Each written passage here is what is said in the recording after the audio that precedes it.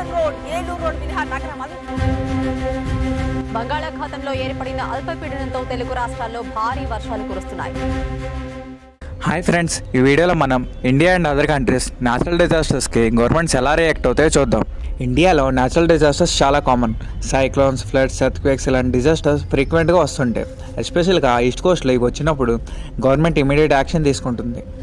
ఇండియాలో NDRF national disaster response ఫోర్స్ని 2006లో ఎస్టాబ్లిష్ చేశారు. అప్పటి నుండి ఏ న్యాచురల్ డిజాస్టర్ వచ్చినా ఇమీడియట్గా యాక్షన్ తీసుకుంటుంది.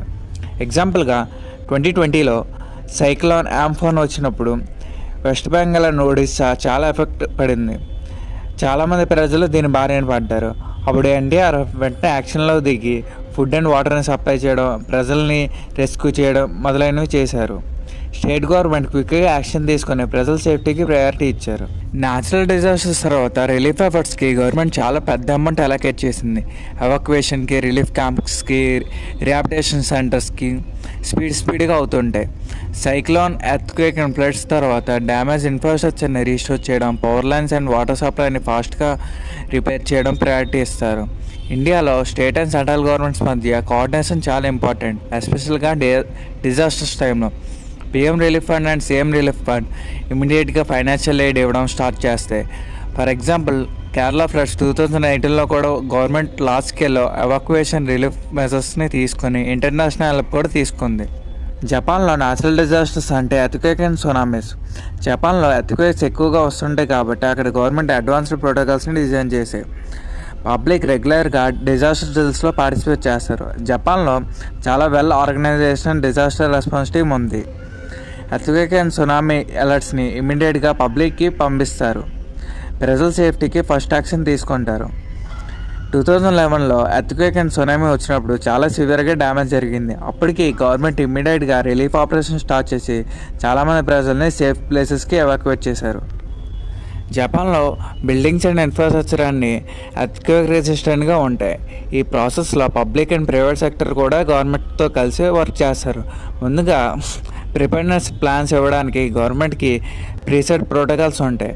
ఎర్త్క్వేక్ ప్రోన్ ఏరియాస్లో పబ్లిక్కి ముందుగానే ట్రైనింగ్ ఇవ్వడానికి డ్రిల్స్ ఇస్తారు.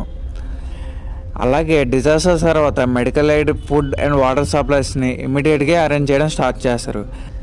ఆస్ట్రేలియాలో బుష్ ఫైర్స్ చాలా ఫ్రీక్వెంట్గా జరుగుతుంటాయి. ఆస్ట్రేలియా క్లైమేట్లో ఎస్పెషల్గా సమ్మర్ మంత్స్లో ఫైర్స్ చాలా ఎక్కువగా ఉంటాయి. గవర్నమెంట్లో SCS స్టేట్ ఎమర్జెన్సీ సర్వీస్ అనే ఒక ర్యాపిడ్ రెస్పాన్స్ టీమ్ ఉంది. ఇవి ఇమీడియట్గా ఫైర్ కంట్రోల్ చేస్తారు అండ్ పబ్లిక్ సేఫ్టీ కోసం ప్లాన్స్ ఇంప్లిమెంట్ చేస్తారు. ఆస్ట్రేలియా 2019-2020లో బుష్ ఫైర్స్ చాలా సివియర్గా జరిగాయి.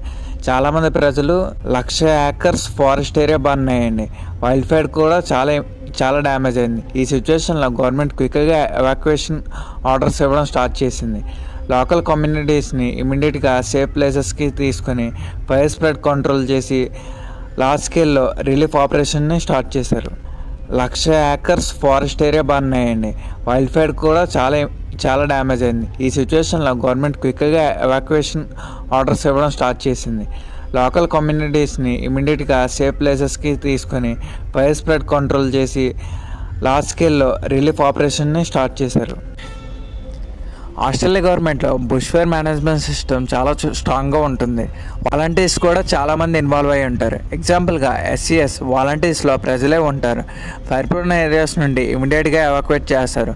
అలాగే ఏరియల్ ఫైర్ ఫైటింగ్ ఎయిర్క్రాఫ్ట్ కూడా యూజ్ చేసి వాటర్ డ్రాప్స్ని ఫైర్ చేసి కంట్రోల్ చేయడం గట్రా స్టార్ట్ చేస్తారు. బుష్ ఫైర్స్ టైంలో ఆస్ట్రేలియన్ గవర్నమెంట్ ఇంటర్నేషనల్ హెల్ప్ కూడా తీసుకుంటుంది. ఎస్పెషల్గా US అండ్ కెనడా నుంచి ఫైర్ ఫైటర్స్ పంపించడం జరిగింది. ఆస్ట్రేలియాలో డ్రాట్స్ కూడా కామన్గా ఉంటాయి. డ్రాట్ టైంలో ఫార్మర్స్కి రిలీఫ్ ప్యాకేజెస్ ఇవ్వడం, వాటర్ మేనేజ్మెంట్ సిస్టమ్స్ని ఎఫిషియెంట్గా ఇంప్లిమెంట్ చేయడం కూడా చేస్తారు. ఆస్ట్రేలియా గవర్నమెంట్లో ఎమర్జెన్సీ అలర్ట్ సిస్టమ్ చాలా ఎఫెక్టివ్గా ఉంటుంది. SMS-తో అందరికీ ముందుగానే అలర్ట్ పంపిస్తారు. పబ్లిక్ ట్రాన్స్పోర్టేషన్కి hospitals and emergency response team ఇమీడియట్గా ఉంటాయి. డిజాస్టర్స్ తర్వాత గవర్నమెంట్ లార్జ్ స్కేల్లో ఫైనాన్షియల్ అసిస్టెన్స్ ఇవ్వడం అండ్ ఇన్ఫ్రాస్ట్రక్చర్ని రీబిల్డ్ చేయడం, రోడ్స్ అండ్ యూటిలిటీస్ని రీస్టోర్ చేయడం ప్రయారిటీ ఇస్తారు. రష్యాలో న్యాచురల్ డిజాస్టర్స్ అంటే wild fires, floods and earthquakes. Russia disaster response team చాలా సెంట్రలైజ్డ్గా ఉంటుంది.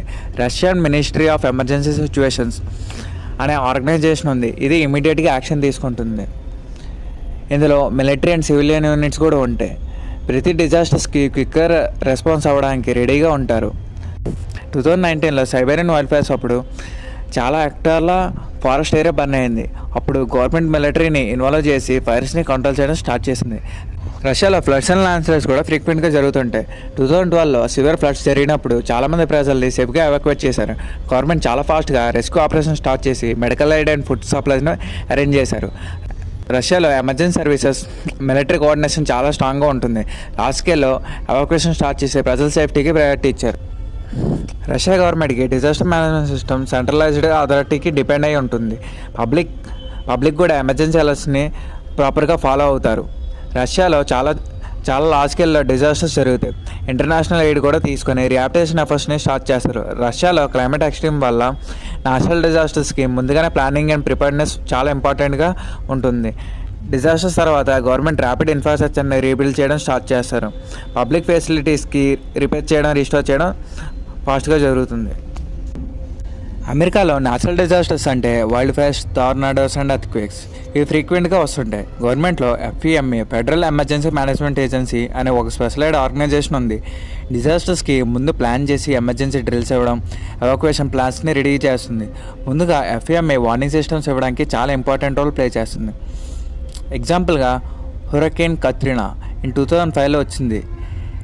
ఇది వచ్చినప్పుడు గవర్నమెంట్ స్లోగా రెస్పాన్స్ తీసుకుందని చాలా క్రిటిసిజం వచ్చింది. అయినా FEMA స్ట్రాంగ్గా యాక్షన్ తీసుకొని చాలామంది ప్రజల్ని రెస్క్యూ చేశారు.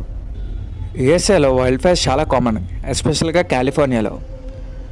సమ్మర్ టైంలో డ్రైవర్ వల్ల ఫైర్ ఈజీగా స్ప్రెడ్ అవుతాయి. లోకల్ ఫైర్ డిపార్ట్మెంట్కి ముందుగానే ట్రైనింగ్ ఉంటుంది. గవర్నమెంట్ క్విక్గా యాక్షన్ తీసుకొని ఎవాక్యుయేషన్ ఆర్డర్స్ ఇవ్వడం స్టార్ట్ చేస్తుంది.